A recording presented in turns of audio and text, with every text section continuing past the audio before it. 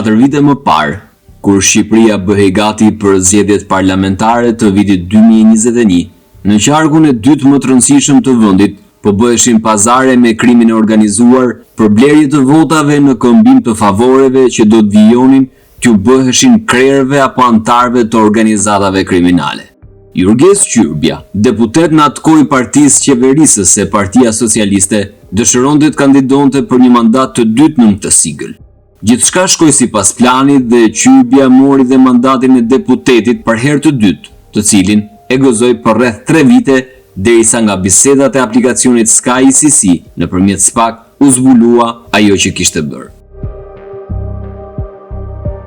Jurges Qyrbja aktualisht 39 vjeç. Pasi u mor disa herë në pyetje, u arrestua me urdhër të gjykatës si dyshuar i përfshirë në aktivitet kriminal. Akuzë të cilën ai e mohoi duke pretenduar se nuk kishte patur më herë telefon të kriptuar. Qyrbja ishte kandidat i Partisë Socialiste për zonën e Shijakut vendlindjes së tij. Sipas SPAK, Jurges Qyrbja mori përmes një bisede në aplikacionin Sky ICC premtimin e një bosi lokal të krimit se ai do t'i siguronte mira vota në zonën e tij elektorale. Por cilat janë bisedat e pretenduara që SPAK thotë si atribuohen deputetit të arrestuar të Partisë Socialiste?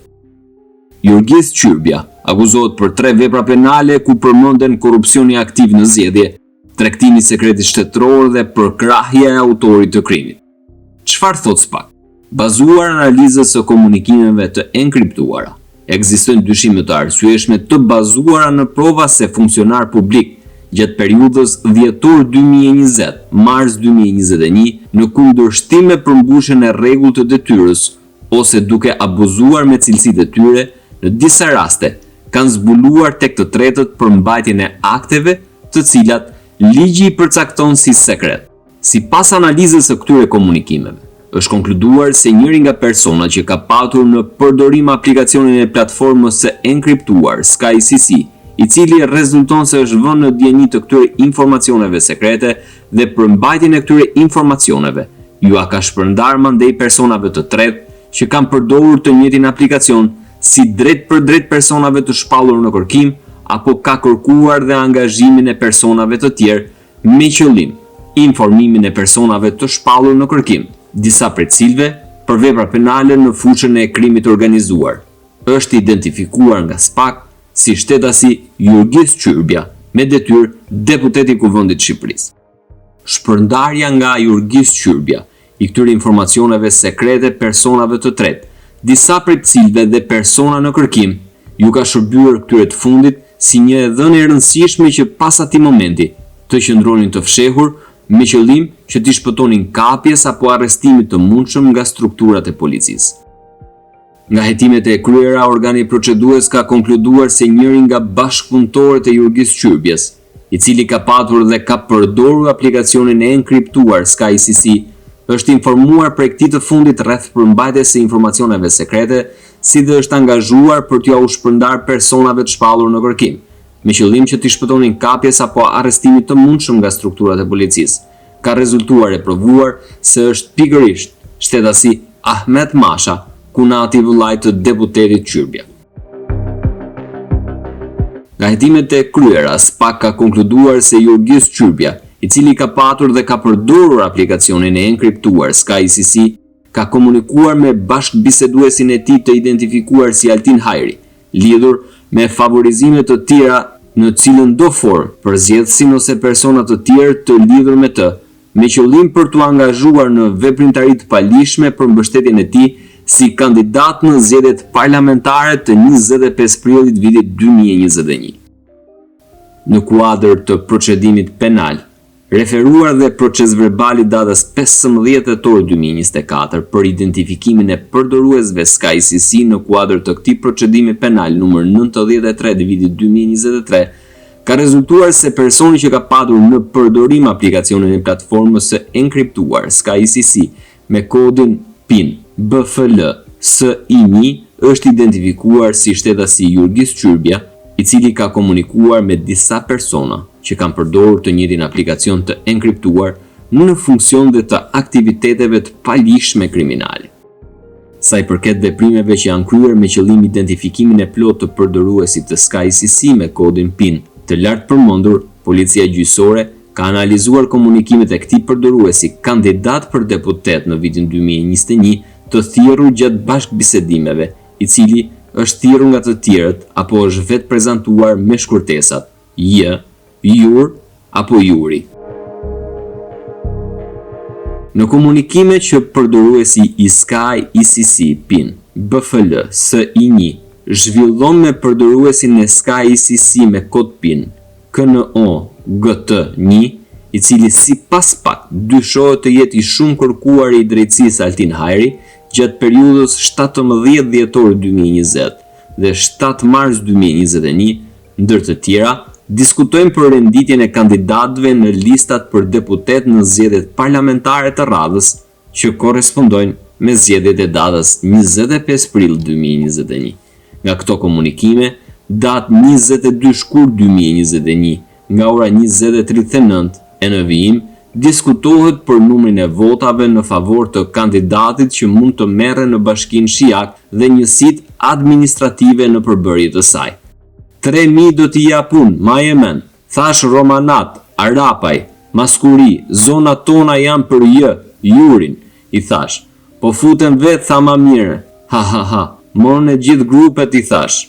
Po del mire burr, në marim 4.000 vota Bashkinë Shiak, gjithë bashk, po e burr, qafzotën e kena blindu, Gjepalën po, Shiak.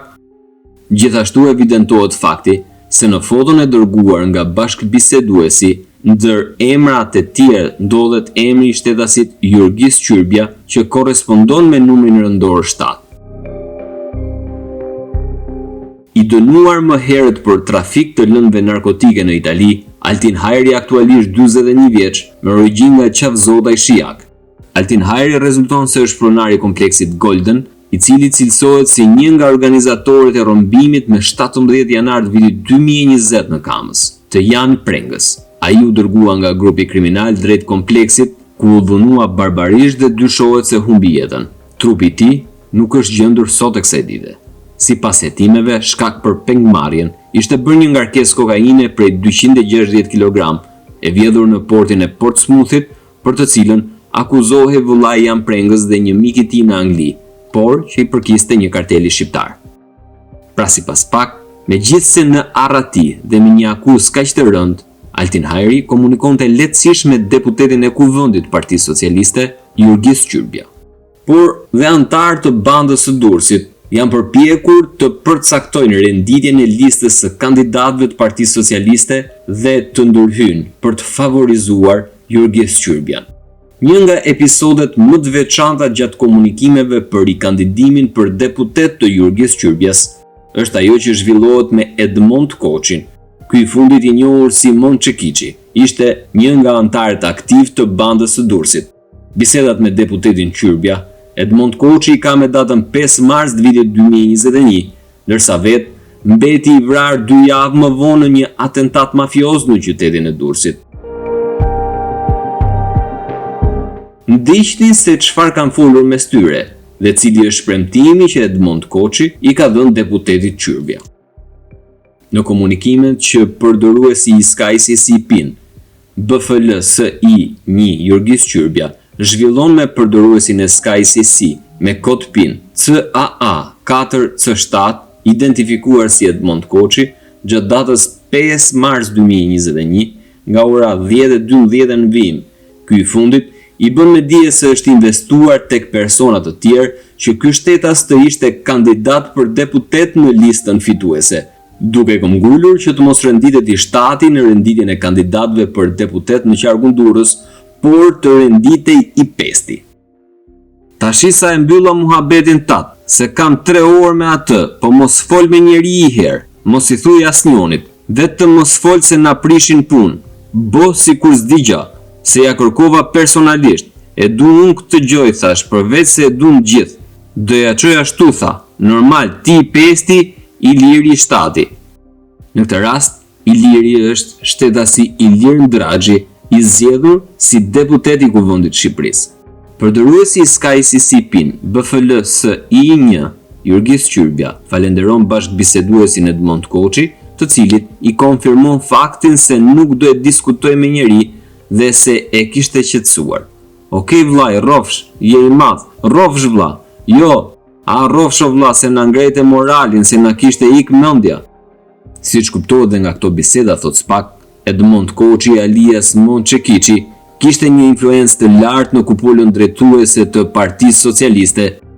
Ai sa nëpërmjet ndikimit të tij arrinte të caktonte dhe renditjen e deputetëve në qarkun e Durrësit. Sot, pas kaq vitesh, mbetet ende e paqartë se me kënga drejtuesit e lartë Partisë Socialiste të kohës kishte zhvilluar bisedën dhe kishte marrë garanci për Jurgis Qyrbjen. Vrasja e Edmond Koçit në mënyrë brutale me 37 plumba Kallashnikovi në mes të Durrësit mëngjesin e 20 marsit 2021 u dyshua në atë kohë se kishte ndodhur si rezultat i vijimit përplasjes së grupeve kriminale për kontrollin e territorit në portin e Durrësit, si dhe influencën në pronat në gjirin e Lalësit, ndërsa 3 vite pas daljes së këtyre përgjimeve mbetet i paqartë ndikimi i grupeve politike në eliminimin e tij. Viktima Edmond Koçi ose Monçekiçi ka qenë një antar i bandës së Durrësit, njeri i afërt i Lul Berishës dhe mik i ish-kunatit të këtij të fundit, Plarend Dervishaj. Ai ishte person me precedent mëparshëm penal. 43 vjeçari ishte arrestuar një vit para se ta ekzekutonin për armbajtje pa leje dhe më pas ishte lënë i lirë me argumentimin se ishte i infektuar me COVID-19. Edhe në vitin 2009 ishte arrestuar dhe dënuar me 2 vite burgim për të njëjtën vepër penale. Ai konsiderohej nga policia e Durrësit si person me rrezikshmëri të lartë. Për herë të parë, zyrtarisht si i lidhur me bandën e Durrësit, emri Edmond Koçit përmendet nga ish antar i kësaj bande dhe i penduari përpara drejtësisë, që më pas mori dhe statusin e dëshmitarit të mbrojtur Adriatik Coli. Në dëshmimin e dhënë parahetuesve, ai e lidh emrin e Edmond Koçit me përgatitjen para vrasjes së Edi Ongarit. Ngjarje kjo e ndodhur me 5 korrik të vitit 1999 në qytetin e Durrësit. Sipas dëshmisë së Colit, Monçekiçi kishte shërbyer si informator në vrasjen e Edi Ongarit. Vitet e fundit Edmond Koçi ishte përfshirë në biznes si bashkëpronar në një prej kompanive më të rëndësishme për ngarkim-shkarkim të mallrave në portin e Durrësit, si dhe në një kompani ritransmetimi kablor dhe IPTV në internet.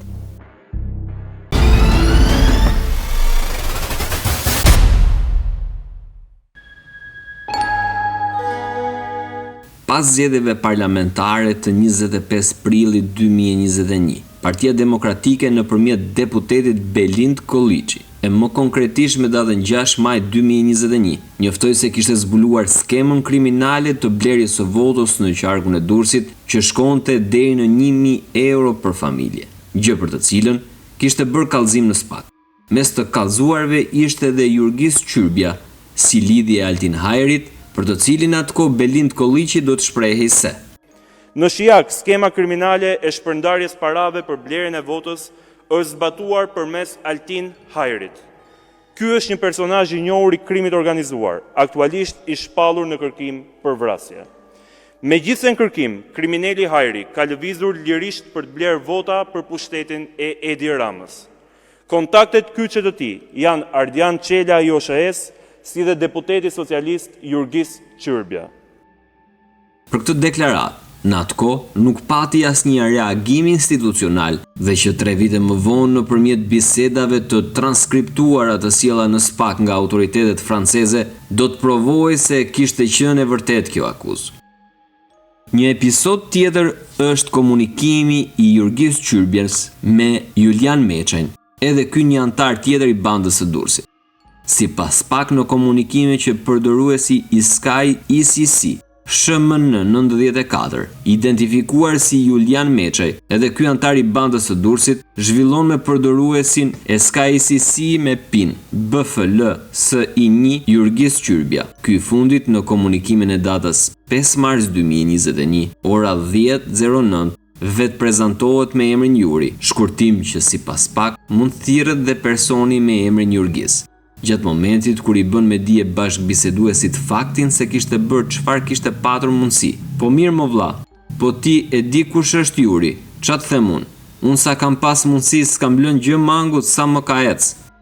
Në komunikimin që përdoruesi i Sky ICC, Jurgis Çyrbia, zhvillon me një përdorues tjetër të pa identifikuar me kod AQQ X7V, në komunikimin e datës 22 shkurt 2021, ora 21:17, ky i fundit e pyet për fushatën elektorale që po zhvillohej në atë periudhë. Sipas këtij komunikimi, evidentohet fakti se bashkëbiseduesi ka qenë kandidat për deputet në qarkun e Durrësit në zgjedhjet parlamentare të vitit 2021. Kundër të tjera komunikohet me punën mirë si shkon fushata. Në komunikimet e tjera që Jurgis Çyrbia ka me Julian Meçen me datën 10 dhjetor 2020, i konfirmon faktin se kush ishte bashkëbiseduesi, duke i shënuar vetëm gërmën e parë të emrit të tij, J, me të cilin fillon dhe emri Jurgis, e informon për ndalimin e një miku të tij të interesohej për mundësinë që ekzistonte për të vonuar procedurën dokumentare që ka në dorë Ministria e Drejtësisë. Pula je, jam J, o vlla, e kam ndalu shokun, qa mund të bëjmë në një gjë, me ja vonu letrat, e ku di unë, fol me gjush, e çelën, lujnë fort, o vlla, shif të bëjmë më të mirën, ne e dim që janë kot këto, po Ministria e Drejtësisë e ka në dorë, ajo i çon letrat, shif me ja vonu letrat nga Interpol. Po ashtu në komunikimet që Jurgis Çyrbia zhvillon me përdoruesin tjetër me kod PIN NPC 282 personi pa identifikuar, i dërgon një mesazh të dërguar nga një i tretë lidhur me persona që do të qëndronin për drek. Kundër të tjera, është shënuar dhe emri Jurin, i ngjashëm me emrin Jurgis. Dëgjona këtë javë, le me Jurin, çelën, ok.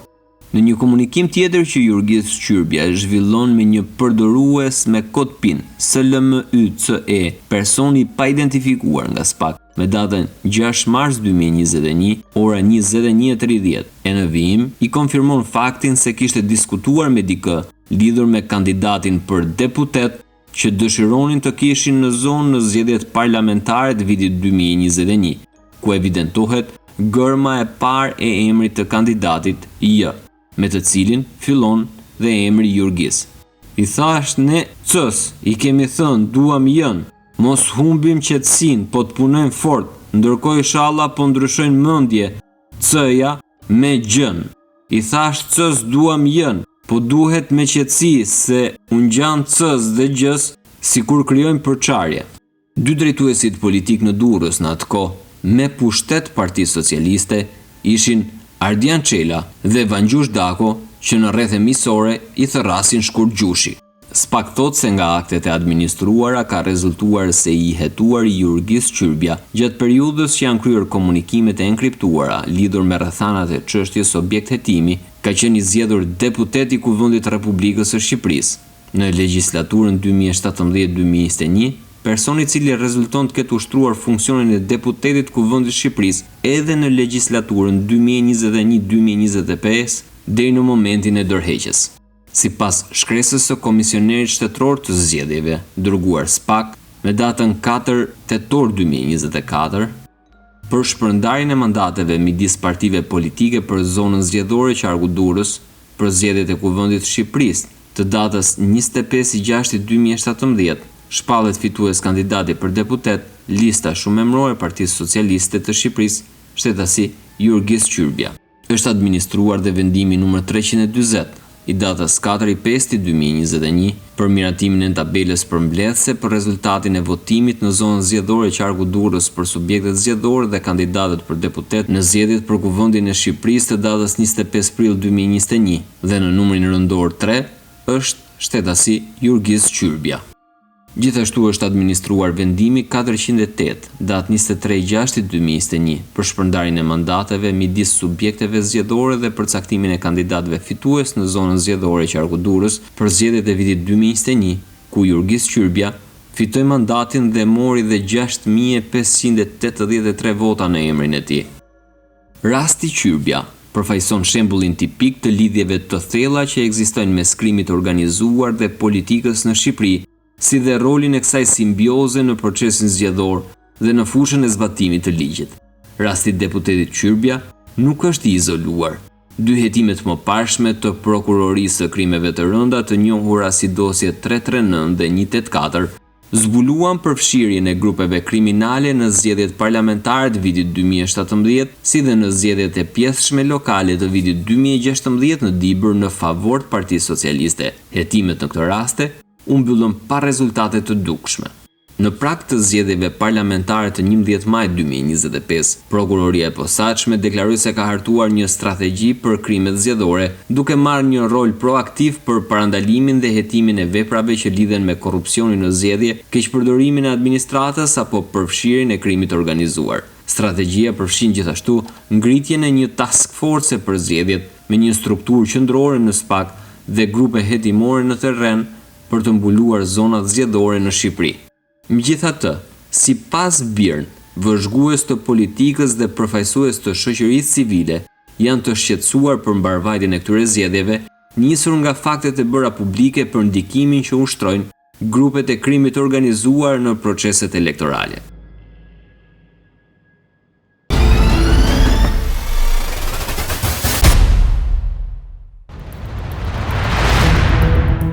Jurgis Qyrbja, në kohën që ishte deputet i parlamentit sipas SPAK, ka ndihmuar me informacion të klasifikuar dhe dekonspirim të operacioneve policore për llogari të personave me probleme me drejtsinë.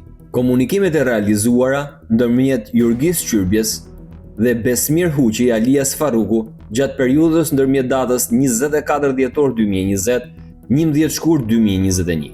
Nga analiza e komunikimeve të zhvilluara me datën 29 dhjetor 2020, rezulton se personi nën hetim është informuar nga shtetasi Besmir Huqi se këtë të fundit dhe një të afërmin e tij e kishin shpallur në kërkim, lidhur me problemet ligjore që kanë patur me autoritetet italiane të drejtësisë. Por meqense Besmiri nuk ishte i sigurt për arsyet e shpalljes në kërkim, ka kërkuar ndihmë nga i hetuari që të interesohej lidhur me saktësinë e informacionit që i kishin dhënë. Për më tepër, përmbajtja e komunikimit të zhvilluar mes tyre në orën 16:04 është kjo. Na kanë qitë në kërkim, kanë kap erin, nuk jam i sigurt, duhet me morë informacion.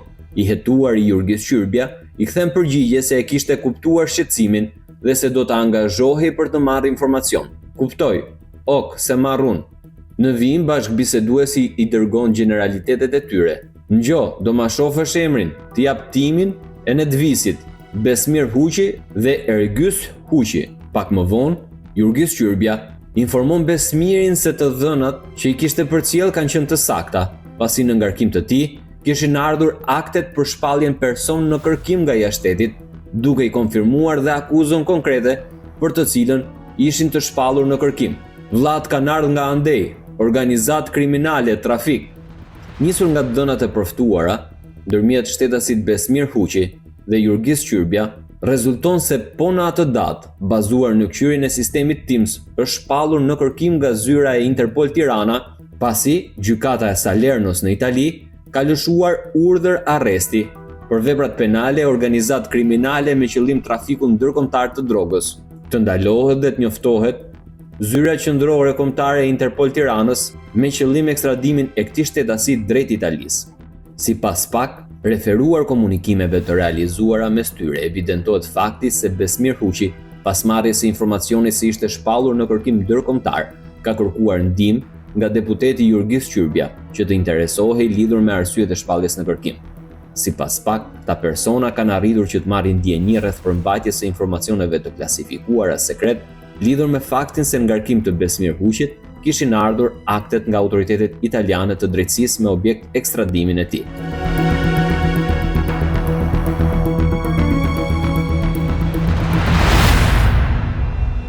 Komunikimet e realizuara ndërmjet Jurgis Qyrbja dhe një personi të paidentifikuar që përdor SkyCC me PIN UFH6DK. Nga analiza e komunikimeve të realizuara mes tyre, rezulton se personi nën hetim Jurgis Qyrbja ka informuar bashkëbiseduesin gjatë datës 25 shkurt 2021 se në zonën e tyre kishin mbajtur forcat operacionale të policisë nga Tirana, të cilat do të shkonin edhe në territorin e Durrësit, dhe i sugjeron atij që të lëvizte nga vendi ku ndodhej pasi punonësit e policisë ishin nisur nga Tirana dhe sipas njoftimit në telefon që i ishte bërë po të hetuarit nga Tirana, i konfirmon faktin se forcat operacionale në momentin që po komunikonin ndodheshin në fshatin Rubjek. Në vijim, Jurgis Qyrbja e pyet bashkëbiseduesin nëse kishte ndonjë vend të sigurt se ku të fshihej, apo dëshironte që të shkonte ai dhe ta merrte. Gjithashtu, e porosit bashkëbiseduesin që të lajmëronte dhe lidhjet e tjera shoqërore që kishin probleme me ligjin me këtë informacion. Për më tepër, komunikimet e zhvilluara mes tyre janë këto. Është mbyt zona me operacionale në Tiranës, nga ju, Maminas, katër rrugë, lëviz se janë andej rrugës po vinë, sa po më morën nga Tirana në tel, ke vend ku me lëviz apo të vi unë, lajmëro Lanbin, o vlla, janë me rubjek për andej. Bashkëbiseduesi e pyeti i habitur të hetuarin se nuk po kuptonte mesazhet e dërguara. Si janë vlla, s'po kuptoj, s'po jap dum. Por Jurgis Qyrbja, thot Spak, i thot se ishte diçka serioze pasi forcat operacionale të Tiranës vinë në zonë vetëm për të kapur personat në kërkim dhe sipas përmbajtjes së komunikimit, dyshohet se edhe bashkëbiseduesi të jetë personi shpallur në kërkim. Vllai, më morën nga Tirana në tel, më thanë se kanë ardhur operacionalja e Tiranës në Manës, Maminas, Rubjek, katër rrugë dhe ato vinë për personat në kërkim. Lajmëro Labin se nuk përgjigjet, rrit diku tjetër për siguri. Ore vlla, ndoshta nuk janë për ju, por për siguri po them. Pas këtij momenti, bashkëbiseduesi i konfirmon të hetuarit se e kishte kuptuar mesazhin e dërguar dhe se do të vijonin të qëndronin të fshehur. Ok vlla, kështu do rrim. Në komunikimet në vijim, Jurgis Qyrbja e porosit bashkëbiseduesin që t'i shkruante për çdo gjë, pasi do i gjendej pranë nëse do kishte ndonjë problem. Më shkruaj për çdo gjë dhe vi unë nëse ke gjë. Gjithashtu dhe në komunikimin e zhvilluar ndërmjet tyre. Me datën 6 mars 2021, Jurgis Qyrbja e njofton sërish bashkëbiseduesin se të nesërmen në orët e para të mëngjesit e kishin informuar se do shkonin punonësit e policisë nga Tirana për në Shijak me qëllim për të kryer arrestime. Më lajmëruan tani nga ora 5 e mjesit, vjen në Tiranë Shijak, hap syt se mos kalojnë dhe andej, se mator vetëm për arrestime janë. Më tha në Shijak, por si dihet bëj kujdes. Dhe bashkëbiseduesi i konfirmon faktin se po largohej. Ok, ika. Por në lidhje me këtë procedim, Spak arrestoi gabimisht të dyshuarin për trafik droge Kreshnik Budlla Farruku. Spak e identifikoi gabimisht atë si posedues të një llogarie në aplikacionin SkyCC në një nga episodet që kishte nxjerrë për deputetin Qyrbja. Ndërkohë që në një proces gjyqësor i filluar me kërkesë të ndaluarit, u investua dhe vetë prokuroria e posaçme, e cila vërtetoi pas disa muajsh se poseduesi dhe përdoruesi real i atij pini ishte i vëllai i tij, Roland Farruku. Kreshnik Budlla Farruku u ndalua me kërkesë të Spak me 12 janar, pasi u dyshua si i përfshirë në trafik droge. Po ashtu nga verifikimi i pinit të SkyCC-s që Farruku dyshua të kishte poseduar dhe përdorur, u gjetën komunikime me deputetin e Partisë Socialiste Jurgis Qyrbja. Birn ka mësuar se Kreshnik Budlla ka depozituar në gjykatë dhe akte nga dosja italiane në ngarkim të vëllait për të vërtetuar pretendimet e tij. Spaku ka dërguar letër porosi autoriteteve italiane të drejtësisë, duke u kërkuar kopje të akteve të dosjes penale në Itali. Pasi aktet kanë bërritur në formën e kërkuar nga ligji, është kryer dhe verifikimi prej nga janë gjetur të bazuara pretendimet e të ndaluarit Kreshnik Budlla, se llogaria në aplikacionin SkyCC i përkiste vëllait të tij, Roland Farruku. Në përfundim të gjykimit me vendimin e datës 2 prill 2025, gjyqtari Erion Bani pranoi kërkesën për revokimin e masës së sigurimit arrest në burg të caktuar ndaj tij dhe urdhëroi lirimin e menjëhershëm nëse nuk është përgjegjës apo i dënuar për ndonjë vepër tjetër penale.